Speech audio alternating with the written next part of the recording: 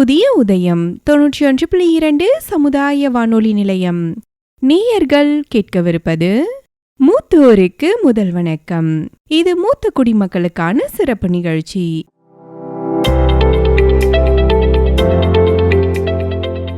இந்திய அரசாங்கத்தின் சமூக நீதி மற்றும் அதிகாரமளித்தல் அமைச்சகம், இந்திய சமுதாய வானொலி கூட்டமைப்பு, மாநில சமூக நலத்துறை மற்றும் நமது புதிய உதயம் 91.2 சமுதாய வானொலி இணைந்து ஒலிபரப்பு செய்யும் நிகழ்ச்சிதான் மூத்தோருக்கு முதல் வணக்கம். இந்த நிகழ்ச்சி முற்றிலுமாக மூத்த குடிமக்களுக்கான நலத்திட்டங்கள் குறித்த விழிப்புணர்வு நிகழ்ச்சியாகும். மூத்தோருக்கு முதல் வணக்கம் நிகழ்ச்சியின் வாயிலாக இதுவரை 20 அத்தியாயங்கள் வாயிலாக பல நலத்திட்டங்கள் குறித்து தெரிந்து கொண்டு வருகிறோம். அந்த வகையில் இன்று 21வது அத்தியாயத்தினை கேட்கலாம். வாங்க நேயர்களே, நிகழ்ச்சிக்குள்ள போகலாம். உன்னை பெற்ற தந்தை தாயை மறக்க முடியுமா? நீர் முதியோர் இல்லத்தில் சேர்ப்பதை ஏற்க முடியுமா? உன்னை பெற்ற தந்தை தாயை மறக்க முடியுமா? நீ முதியோர் இல்லத்தில் சேர்ப்பதை ஏற்க முடியுமா?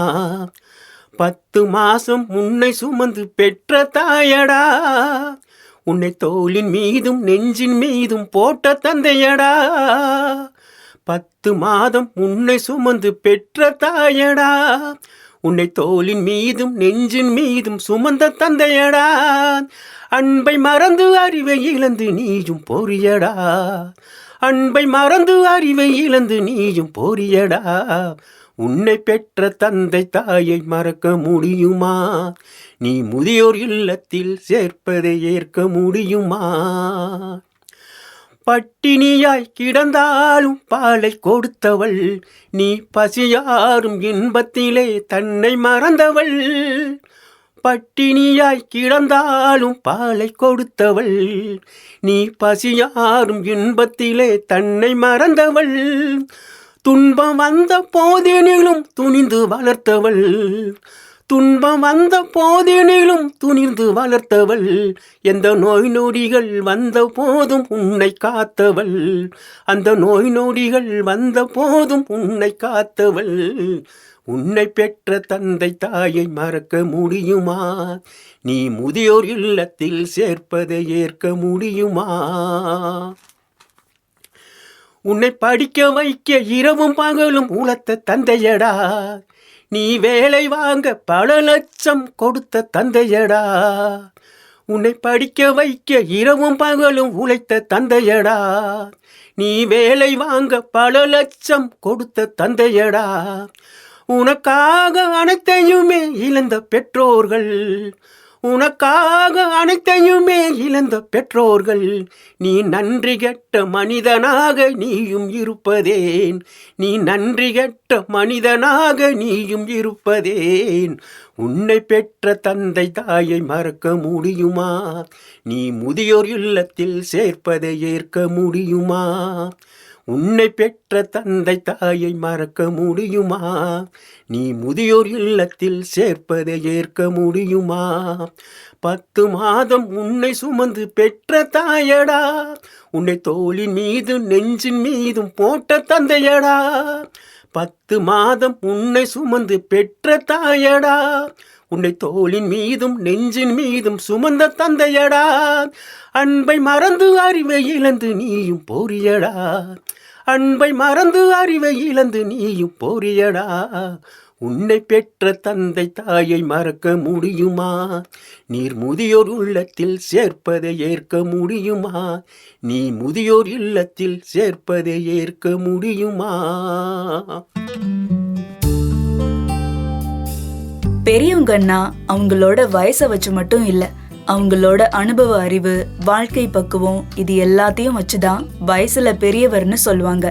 அப்படியான மூத்தோர்களை நம்ம எல்லாரும் வயசாகிடுச்சுன்னு சொல்லி எல்லா விஷயத்திலையும் ஒதுக்கி வச்சிடுறோம். அவங்களுக்கு நல்லது செய்யறதா நினைச்சு அப்படி செய்யறோம். ஆனா அது அவங்கள ரொம்பவே காயப்படுத்தும். இப்படி மனசளவுல வயசானவங்க காயப்படக்கூடாது, தன்னம்பிக்கையை இழக்க கூடாதுன்னு அவங்களுக்கு தேவையான எல்லாம் கிடைக்கணும் அப்படின்றதுக்காக மத்திய சமூக நீதி மற்றும் அதிகாரமளித்தல் அமைச்சகம் இந்திய சமுதாய வானொலிகள் கூட்டமைப்புடன் சேர்ந்து இந்த மூத்தோருக்கு முதல் வணக்கம் நிகழ்ச்சியை வழங்குறாங்க. என்ன நேயர்களே, நிகழ்ச்சிக்குள்ள போலாமா? மூத்தோருக்கு முதல் வணக்கம். மூத்தோருக்கு முதல் வணக்கம். முதியோர் நலன் பேணுவோம், சமுதாய நலன் காப்போம். நண்பர்களுக்கு வணக்கம். எல்லாரும் எப்படி இருக்கீங்க? இன்னைக்கு நம்மள மாதிரி இருக்கக்கூடிய வயசானவங்களோட பெருமைகள், அவங்களோட அனுபவங்கள் எல்லாமே இந்த சமூகத்துல ஒரு அடித்தளத்தை உருவாக்க விலைமதிப்பில்லாத ஒண்ணா இருக்கு. வயசானவங்களோட வாழ்க்கை ரொம்பவும் அர்ப்பணிப்பானது.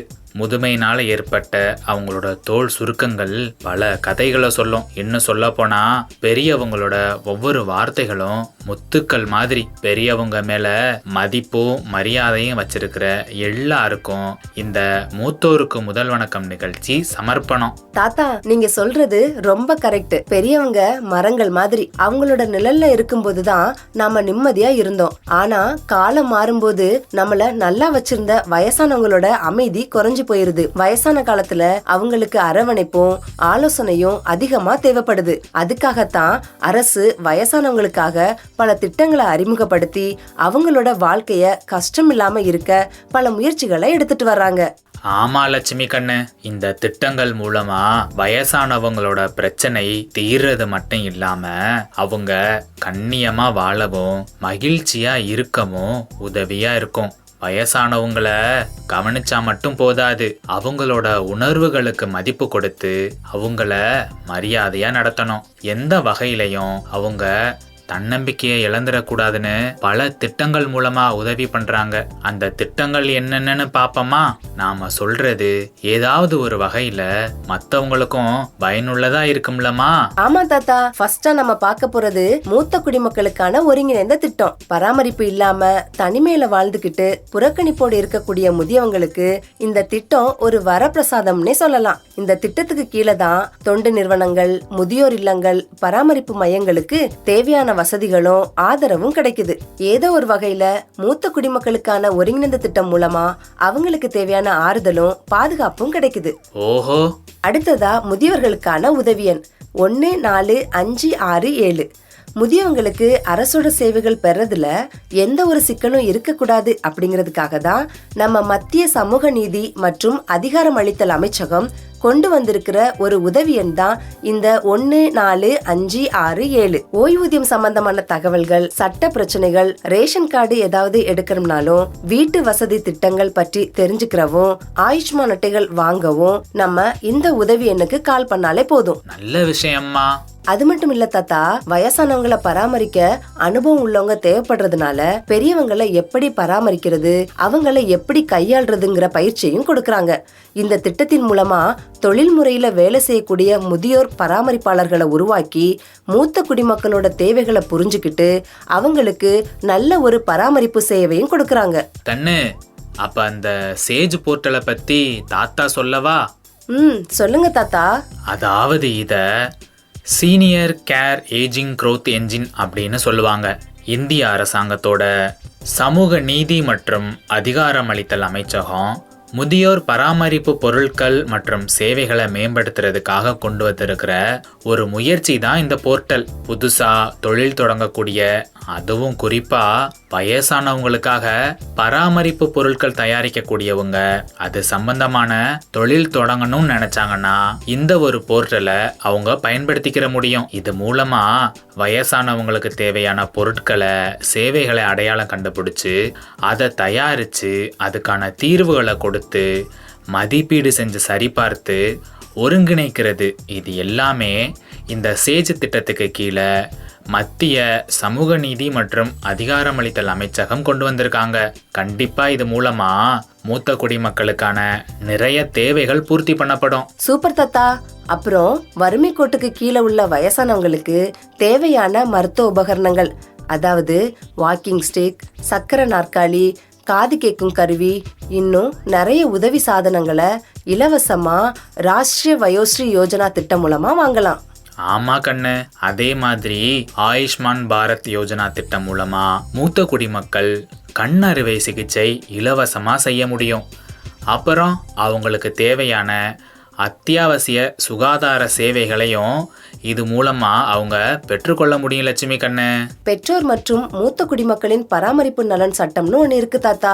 வயசானவங்க நிதி தேவைகளுக்கு யாரையும் எதிர்பார்த்து இருக்க கூடாதுன்னு இந்த திட்டம் மூலமா நிதி உதவி வழங்குறாங்க. இந்த திட்டங்களோட நோக்கமே வயசானவங்களோட பிரச்சனைகளை தீர்க்கிறது மட்டும் இல்ல, அவங்க வாழ்க்கை தரத்தை மேம்படுத்துறது தான். வயசானவங்களோட பராமரிப்பு பத்தி நாம பேசும்போது அவங்களோட உடல் நலம் எவ்வளவு முக்கியமோ அதே அளவுக்கு அவங்களோட உணர்வுகள் மதிக்கப்படுறதும் முக்கியம். நீங்க சொல்றதும் சரிதான் தாத்தா.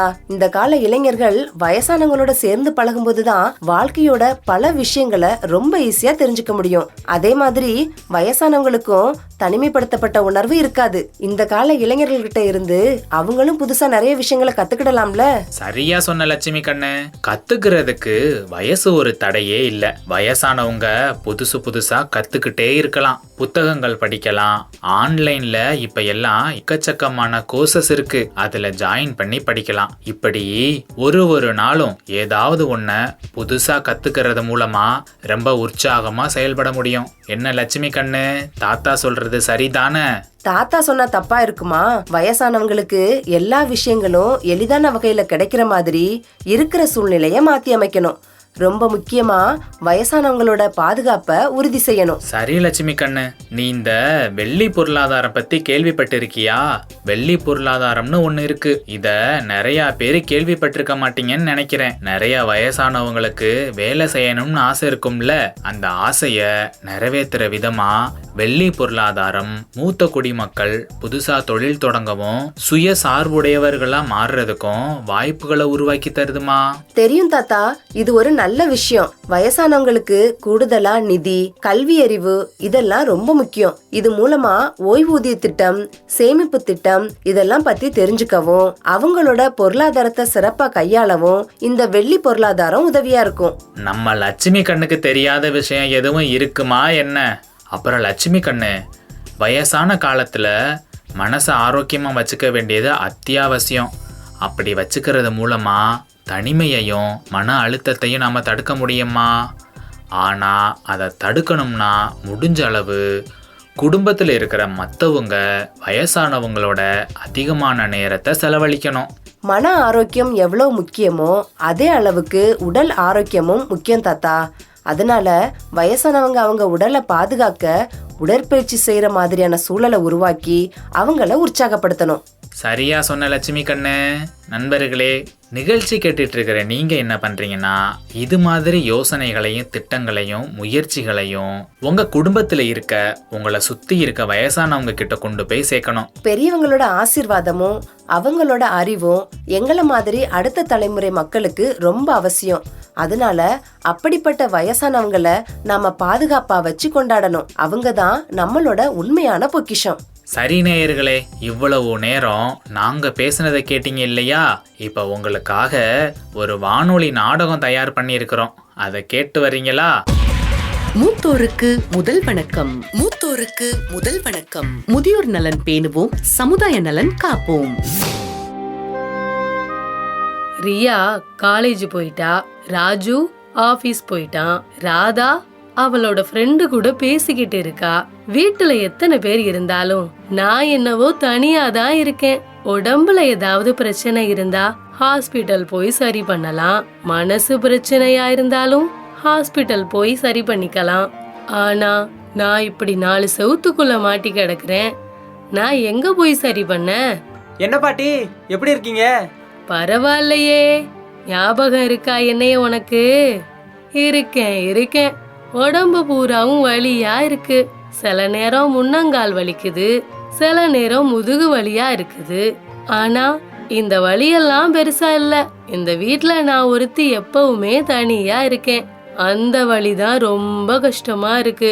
உங்க கஷ்டம் எனக்கு புரியுது பாட்டி. என்னதான் வீட்டுல எல்லாரும் இருந்தாலும் வாழ்க்கை சக்கரத்துல அவங்களும் ஓட ஆரம்பிச்சதுக்கு அப்புறமா இந்த மாதிரி வயசானவங்க எல்லாரும் தனி மரமா ஆயிடுறாங்க. என்ன பண்றது, எல்லாரும் அவங்க வாழ்க்கையை பார்க்க தானே ஓடுறாங்க. அப்படியே நமக்காகவும் தான். என்ன பண்ணி என்ன பிரயோஜனம்? அவங்க எல்லாரும் பிறந்ததுல இருந்து இந்த கையில தான் தாலாட்டி சீராட்டி வளர்த்தேன். என்னோட முழு வாழ்க்கையவே அந்த பிள்ளைகளை வளர்க்கறதுல தான் செலவழிச்சேன். அவங்களோட சின்ன சின்ன தேவைகளை கூட ஓடி ஓடி செஞ்சேன்.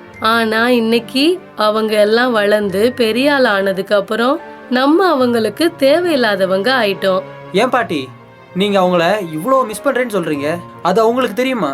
அவங்க கிட்ட உக்காந்து உங்க மனசுல இருக்க எல்லாத்தையும் கொட்டிட வேண்டியதானே? ஒரு ட்ரை பண்ணி பாருங்களேன். பார்க்கலாம். அம்மா, பாட்டிக்கு என்னாச்சு? ஏன் ஒரு மாதிரி இருக்காங்க? அவங்க முகம் ரொம்ப வாட்டமா இருக்கேம்மா. நம்ம எல்லாரும் பிஸியா இருக்கிறதுனால பாட்டி தனியா இருக்கிறது உங்களுக்கு கஷ்டமா இருக்கோ என்னவோ?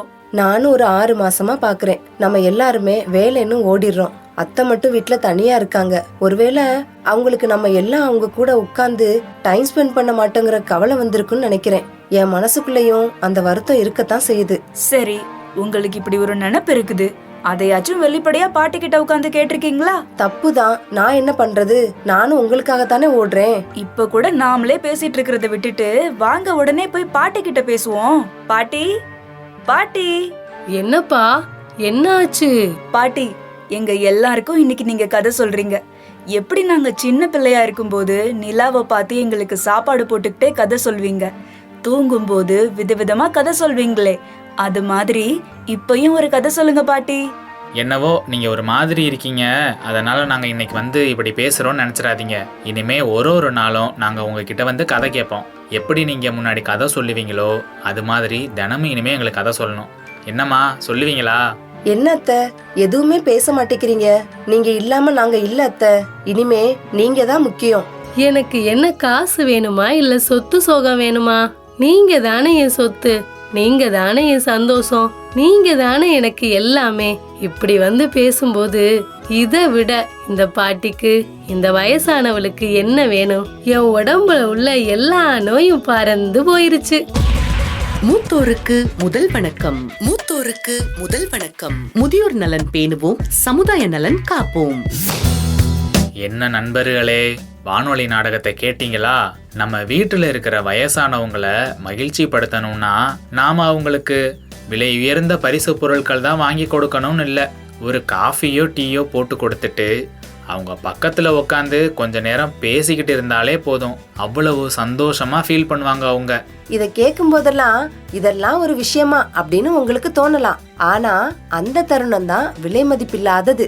நம்ம வீட்டுல இருக்கிற வயசானவங்களோட வாழ்க்கை அனுபவங்கள், அவங்களோட அறிவு, அவங்க சந்திச்ச சவால்கள், இது எல்லாமே நம்ம எதிர்காலத்துக்கு அத்தியாவசியமான ஒண்ணுன்னு புரிஞ்சுக்கிட்டு அவங்கள பொக்கிஷமா பாதுகாக்கணும்.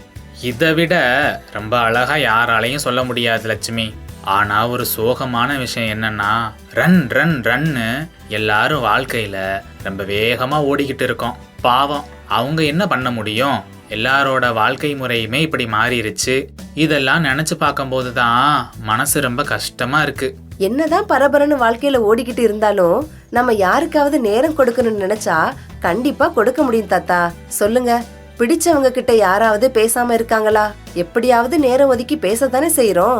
அதே மாதிரி பெரியவங்க கிட்ட பேசினா என்ன, அவங்க கிட்ட பேச நமக்கு விருப்பம் இல்ல, அவ்வளவுதான். மத்தபடி நேரம் இல்ல, வேலை இருக்குன்னு சொல்றதெல்லாம் நம்ப முடியாத ஒண்ணுதான். நிறைய பேர் நினைக்கிறது வயசான ஆட்கள் கிட்ட பேசுறதுக்கு என்ன இருக்கு அப்படிங்கிறது தான்.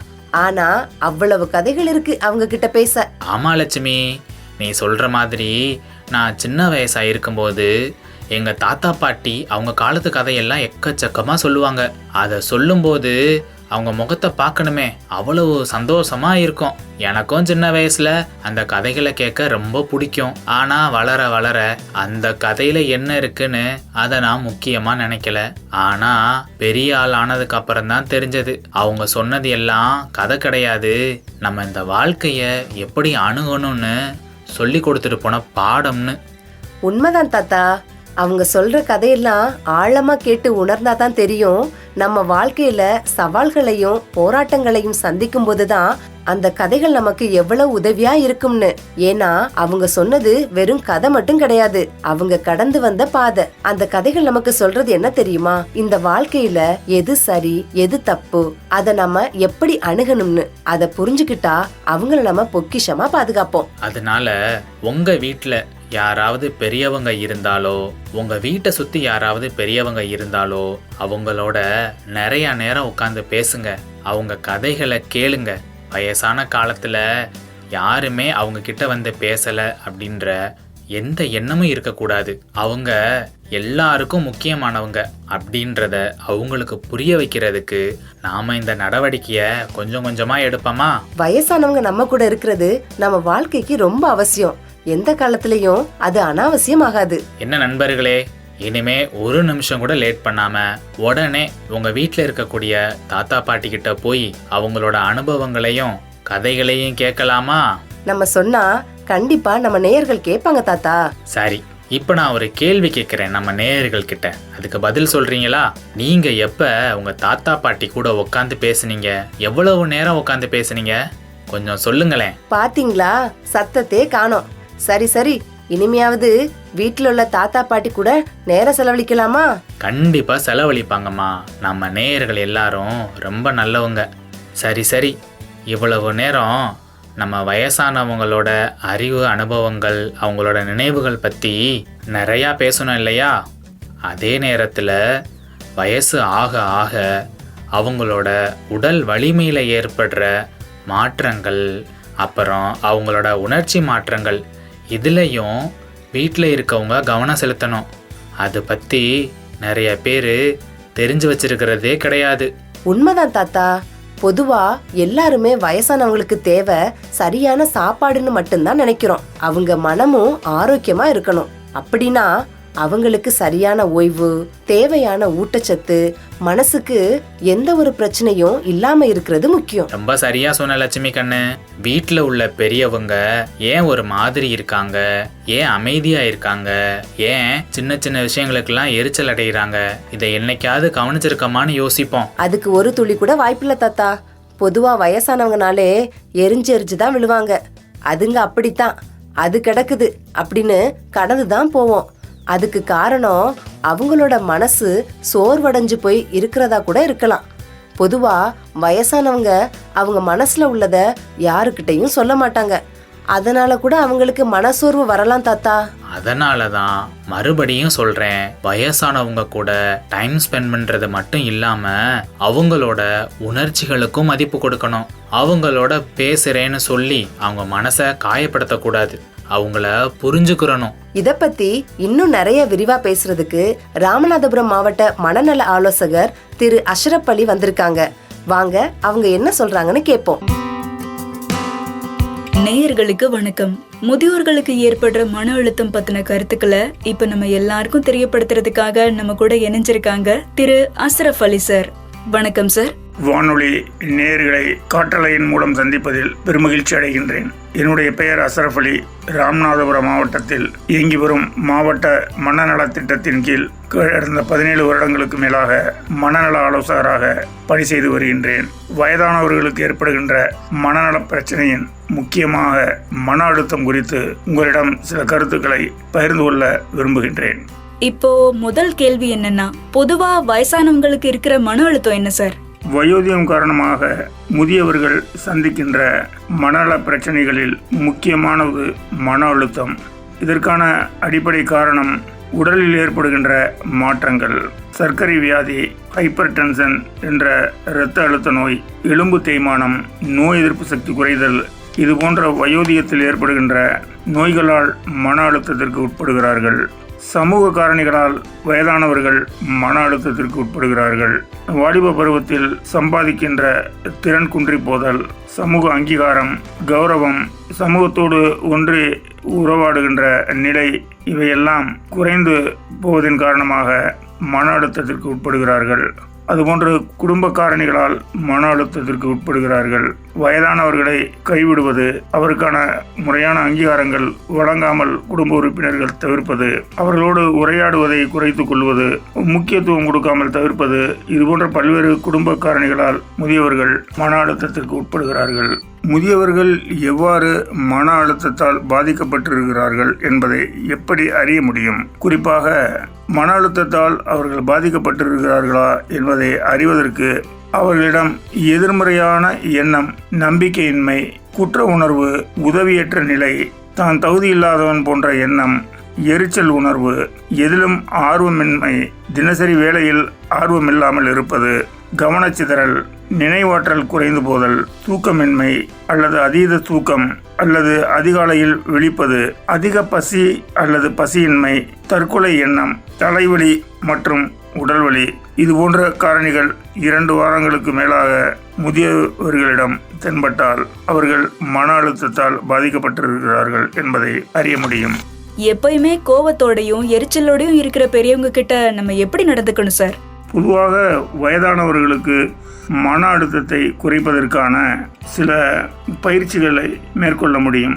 அதாவது முதியவர்கள் இல்லத்தில் இருப்பவர்களுக்கும் சரி, தனிமையில் இருக்கின்ற வயதியர்களுக்கும் சரி, உடற்பயிற்சி, தியானம் இது போன்றவைகளை கற்றுக் கொடுப்பது, போதுமான தூக்கத்தை காண உடல் ஆரோக்கியத்தை பேணுவது, ஆரோக்கியமான உணவு வழங்குதல் மூலமாகவும், மகிழ்ச்சி தரக்கூடிய செயல்பாடுகளில் அவர்களை ஈடுபடுத்துவதன் மூலம், சமூகத்தோடு சமூக பணி செய்வதற்கான சூழலை ஏற்படுத்துவதன் மூலம், தன்னார்வ செயல்பாடுகளின் மூலம், புதிதாக ஏதாவது ஒரு விஷயத்தை அவர்களுக்கு கற்றுக் கொடுப்பதன் மூலம், சிரிப்புக்கலை பயிற்சி அளிப்பதன் மூலம் அவர்களுடைய முதுமை காலத்தில் ஏற்படுகின்ற மன அழுத்தத்தை குறைக்க முடியும். கண்டிப்பா பொன்னகைகளை விட புன்னகை ரொம்ப சிறந்ததுன்னு சொல்லுவாங்க. ஏன் சார், முதியோர் இல்லத்துல இருக்கக்கூடிய முதியவர்களுக்கெல்லாம் மன அழுத்தம் இருக்குமா? மன அழுத்தம் அதிகரிக்கின்ற பொழுது நான் ஏற்கனவே சொன்னது போன்று தூக்கமின்மை, பசியின்மை, நினைவாற்றலில் பிரச்சனை, வாழ்க்கையின் மீது நம்பிக்கையின்மை, எதிர்மறையான சிந்தனை, எரிச்சல் உணர்வு, இது போன்ற அறிகுறிகள் தோன்றும். முறையான மருத்துவ சிகிச்சையை மேற்கொள்ளாமல் விடும் பொழுது எதிர்மறையான எண்ணங்களால் வாழ்க்கையின் மீது நம்பிக்கை இழந்து போய் இறுதியாக தற்கொலை எண்ணங்கள் தன்னை ஆக்கிரமித்து தற்கொலையை நோக்கி நகர்வார்கள். தனிமையில இருக்கிற முதியவர்களுக்கு கவுன்சிலிங் எவ்வளவு அவசியம் சார்? தனிமையாக்கப்பட்ட முதியவர்களுக்கு மனநல ஆலோசனை வழங்குவது அவசியம். அவர்களுடைய எண்ணம், உணர்வு, நடத்தையை புரிந்து கொண்டு அவர்களிடம் மனம் விட்டு அவர்கள் மனதில் உள்ளதை அறிந்து கொண்டு, அவர்களுடைய உணர்வுகளை அறிந்து கொண்டு, அவர்களின் நடத்தையை அறிந்து கொண்டு அவர்களுக்கு ஆலோசனை வழங்குவது மிகவும் அவசியம். குறிப்பாக தனிமையில் இருப்பவர்களுக்கு செல்ல பிராணிகளை வளர்த்தல், கார்டனிங் ஒர்க் என்று அந்த தோட்டக்கலை, தண்ணீர் ஊட்டுதல், செடி வளர்த்தல் போன்ற விஷயங்களை அவர்களை ஈடுபடுத்துவதன் மூலம் அவர்களுடைய தனிமையை போக்கி மன அழுத்தத்தை குறைப்பதற்கான ஒரு கருவியாக இவையெல்லாம் அமையும். குறிப்பாக அவர்களுடன் பேசுவதற்கான சூழலை, அவர்கள் பேசுவதை கேட்பதற்கான சூழலை நாம் ஏற்படுத்துவதன் மூலமாக தனிமையில் இருப்பவர்களின் மன அழுத்தத்தை குறைக்க முடியும். ஓகே சார், கடைசியான கேள்வி சார், வயசானவங்களை நம்ம எப்படி புரிஞ்சுக்கணும்? முதியவர்களின் முதுமை காலத்தை 3 விதமாக பிரிக்க முடியும். Independence, interdependence, dependence. இந்த 3 பருவத்திலும் முதியவர்களுக்கு ஏற்படுகின்ற உடல், மனம், சமூகம் சார்ந்த பிரச்சனைகளுக்கு ஆதரவளிப்பதன் மூலம் அவர்களை புரிந்து கொள்ள முடியும் என்று நினைக்கின்றேன். ரொம்ப நன்றி சார். மூத்தோருக்கு முதல் வணக்கம். மூத்தோருக்கு முதல் வணக்கம். முதியோர் நலன் பேணுவோம், சமுதாய நலன் காப்போம். இவ்வளவு நேரம் நம்ம நிறைய விஷயங்கள் பேசணும் இல்லையா? அதுல இருந்து நாம புரிஞ்சுக்க வேண்டியது, வயசானவங்களோட தேவைகளை மட்டும் பூர்த்தி செஞ்சுட்டு நம்ம கடமை முடிஞ்சிருச்சுன்னு நினைச்சிடக்கூடாது. அவங்களோட உணர்வுகளுக்கு மதிப்பளிக்கணும், அவங்களோட தனிமையை போக்க உதவணும். அவங்களுக்கு நாம எப்பவும் மரியாதையை கொடுப்போம், அவங்களுக்காக நாம இருப்போம் அப்படின்றத அவங்க மனசுல பதிய வைக்கணும். சரி, இதெல்லாம் பண்ணதுக்கு அப்புறம் நமக்கு ஒரு கேள்வி வரும் இல்லையா? எல்லாமே பண்ணியாச்சு, இதுக்கப்புறமா வயசானவங்களுக்கு என்னதான் செய்யறதுன்னு. இது எல்லாத்துக்குமே ஆரம்ப புள்ளின்னு ஒண்ணு இருக்கு. அது என்னன்னா, எப்படி சின்ன வயசுல ஸ்கூல்ல விட்டுட்டு போகும்போது நான் அம்மா அப்பா கூட தான் இருப்போன்னு அடம்பிடிச்சு அழுதோம். அப்படி ஒரு அன்பையும் பாசத்தையும் இந்த வயசுல கொடுக்க முடியலாட்டியும், எப்ப எல்லாம் நேரம் கிடைக்குதோ, இல்ல கண்டிப்பா நேரத்தை உருவாக்கி வயசான நம்ம அம்மா அப்பா, தாத்தா பாட்டி கூட டைம் ஸ்பெண்ட் பண்ணணும். இதுதான் நம்ம மேல சொன்ன எல்லா விஷயங்களுக்குமான முதல் படி. கரெக்டா சொன்ன லட்சுமி கண்ணு. தியேட்டர் போக டைம் இருக்குது, ஃப்ரெண்ட்ஸ் கூட அவுட்டிங் போக டைம் இருக்குது, டூர் போக டைம் இருக்குது, டெய்லி சாயங்காலம் வெளியே சுத்த டைம் இருக்குது, டிவியில் சீரியல் பார்க்க கூட டைம் இருக்குது, பக்கத்து வீட்டுக்காரவங்க கூட ஊரு கதை உலக கதை பேச டைம் இருக்குது. இது எல்லாத்துக்குமே நமக்கு டைம் இருக்கும். ஆனால் நம்ம அம்மா அப்பா கூடயோ வீட்டில் இருக்க தாத்தா பாட்டி கூடயோ பேச மட்டும் 5 நிமிஷம் இருக்காது. அப்படிதானே? அதுதானே பிரச்சனையே. நம்ம சின்ன வயசாக இருக்கும்போது நம்ம கூட சேர்ந்து விளையாடுறதுக்கும் நாம் கேட்குற கேள்விகள் எல்லாத்துக்கும் பதில் சொல்கிறதுக்கும் கதை சொல்கிறதுக்கும் இப்படி நம்மளை விட்டு கொஞ்ச நேரம் கூட பிரியாமல் இருந்தவங்க தான் நம்மளோட அப்பா அம்மா அப்புறம் தாத்தா பாட்டி. ஆனால் எல்லாரும் வளர்ந்து பெரியாள் ஆனதுக்கப்புறம் அது எல்லாத்தையும் மறந்து போய் வீட்டில் இருக்கிற வயசானவங்கள கண்டுக்கிறதே கிடையாது. இனிமையாவது யோசிச்சு கொஞ்ச நேரமாவது இல்லை ரொம்ப நேரம் அவங்களுக்கு கொடுக்கணும். ரொம்ப சரியா சொன்னீங்க தாத்தா. வயசானவங்க கிட்ட கதை கேளுங்க, அவங்களோட அனுபவங்களை கேட்டு தெரிஞ்சுக்கிடுங்க. அது நம்மளோட வாழ்க்கைக்கு ரொம்ப உதவியா இருக்கும். ஏன்னா அதெல்லாம் நமக்கான வாழ்க்கை பாடங்கள். லட்சுமி சொல்றது 100க்கு 100 உண்மை. அவங்களோட உக்காந்து அவங்க சொல்ற கதையை கேட்டா அவங்க கிட்ட கத்துக்க எக்கச்சக்கமான விஷயம் இருக்கு. அப்படி தெரிஞ்சுக்கிட்டோம்னா அவங்க சந்தோஷப்படுறது இருக்கே, அடடா, அதை சொல்ல வார்த்தைகளே இல்லை. வயசானவங்களோட அனுபவங்களை, அவங்களோட வாழ்க்கை கதைகளை கேட்கறது மட்டும் இல்லாம அதை எழுதணும், பதிவு செஞ்சு வச்சுக்கணும். கண்டிப்பா வாழ்க்கையோட பல நேரங்கள்ல அது நமக்கு உதவியா இருக்கும். இன்னும் ஒரு முக்கியமான விஷயம் ஒன்று இருக்கு லட்சுமி கண்ணு.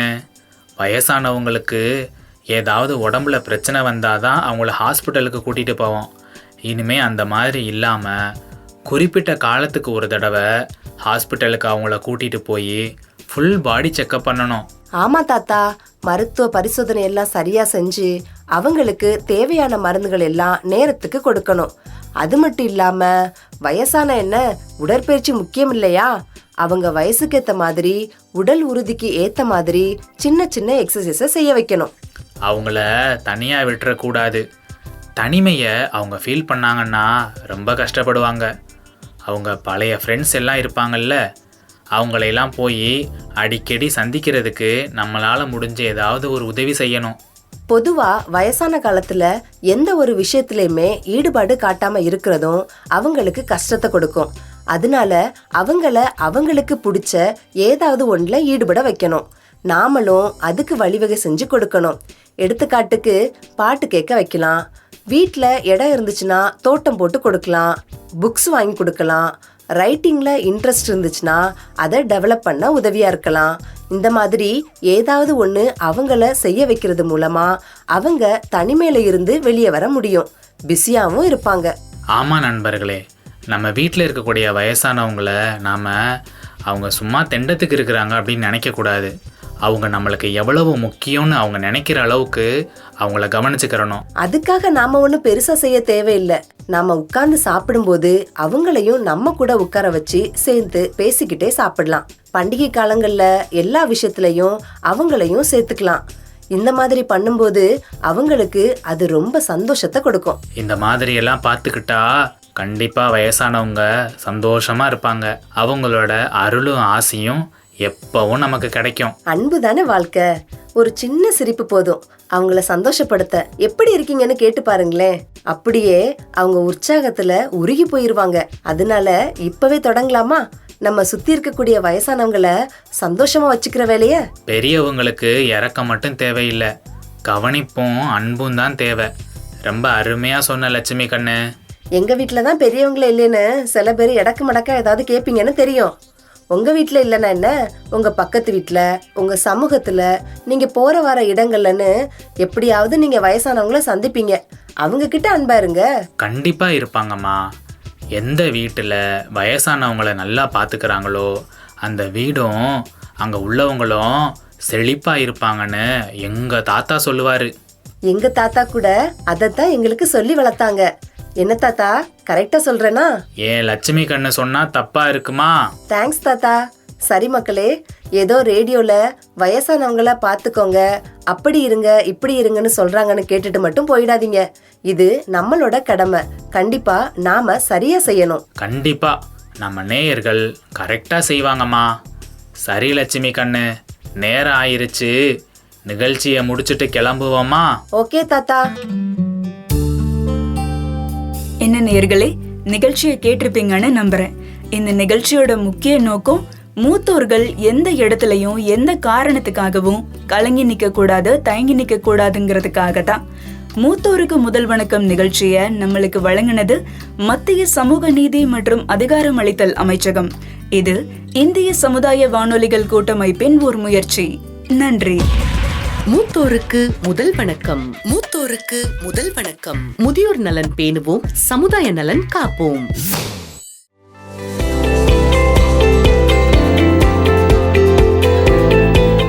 இதுவரை மூத்தோருக்கு முதல் வணக்கம் நிகழ்ச்சியின் 21வது அத்தியாயத்தின் வாயிலாக பல பயனுள்ள தகவல்களை தெரிந்து கொண்டோம்.